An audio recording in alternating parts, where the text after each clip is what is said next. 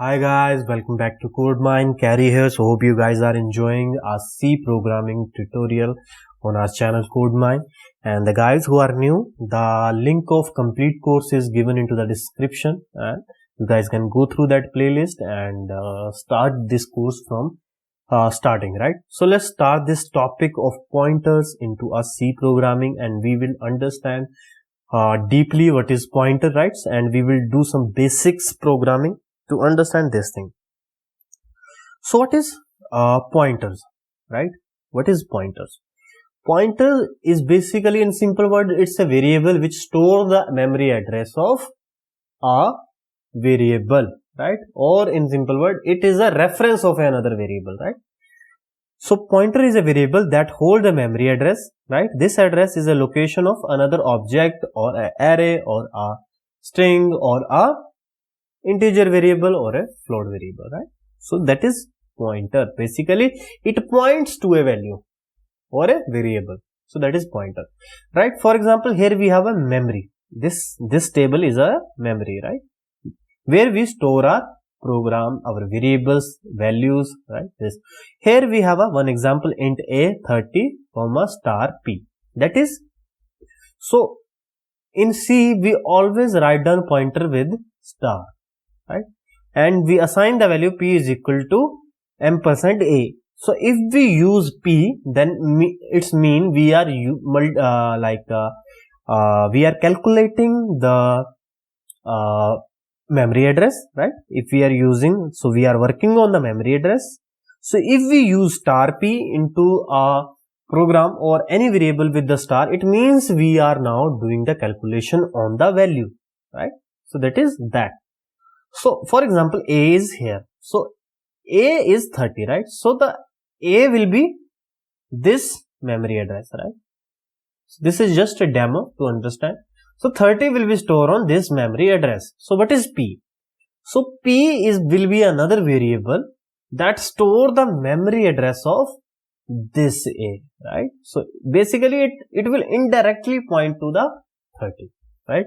So if we use simple p, it will give us this value. If I use star p, then it will give me this 30 value. So that is the job of a pointer. Basically the p pointer will indirectly direct to the 30. So we will try to understand this thing into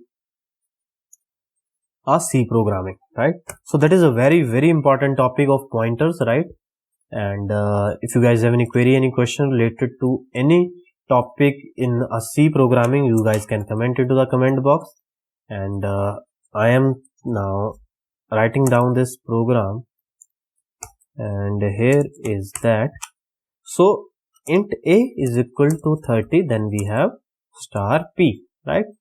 So p is our pointer variable, a is a 30 simple variable. So what we can do now, we simply int p is equal to ampersand a, right? So we will try to print out percentage d, then we have a, then we have a is, right? P is, right? So this is how. So let's do this thing also. Let's another simple variable b, right? So we will simply assign this value to b, a, right? So we will do b is equal to b. So what will happen now? We simply assign the memory address of a to p, right? And in b we simply assign the value to b. So we will see the output now. So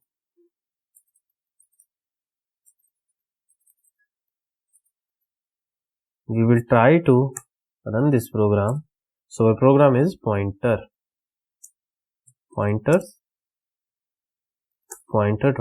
So you guys can see we have compiled our program. So pointers, right? And you guys can see that a is 30, b is 30, p is 30, right? And for example, I have changed the value now. A is equal to 40. So we will now print here one line also after changing A. So what will happen now? So I am copying these 3 lines. So again here I am printing value. Why? Because I want to check now after changing the value of A, what will be the effect, right? So I compile the program and run the program. You guys can see the magic now. A will be 30, B is 30, P is 30. Why? Because we assign the value to B and we assign the address to P. So in B we have a copy of A and P is pointing to the A. So what happened here now? When we change the value A to 40, A is equal to 40. B is 30. Why? Because we have a separate copy of its 30, right? So if we change A, there will be no effect on B, but P will be changed. Why? Why P will be changed? Because P is a reference of A. So the P will give the value, whatever the value given in A, right? So if anything happen to value of A, if it's like increased or decreased, that will be reflect on P also, right? So this is where we can understand the pointer. So this is a very important to understand pointer. You guys can see from this diagram why the value of P also affect when we change the value of A. For example, the value of A was 30, right? And P was pointing to that A, right?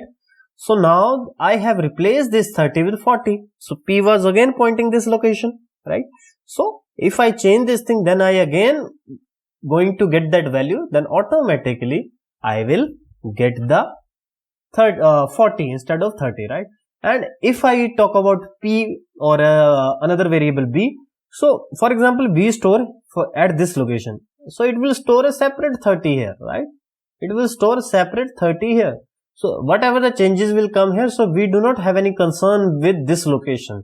We will store at any other location. So he do not need to take care of these changes. But the P will follow up A. So that is the reason A and P is pointing the same location, right?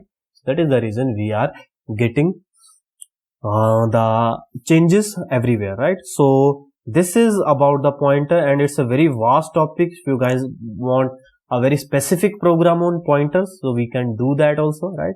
And this is a very special topic and we need to understand. So this was a very basic program to understand the functionality of pointers, right? So you guys need to do practice and you guys need to do some programs. If you guys have any query, any question related to, or you guys facing any issue during the execution, you guys can comment into the comment box, right? So we will reach out and try to sort out your problem. So the guys who still not subscribed our channel, please do hit the subscribe button and hit the bell icon for the notification of upcoming videos. And please comment about the videos, share this video with your friends and family, share our channel as well. So thanks for watching. Have a very good day.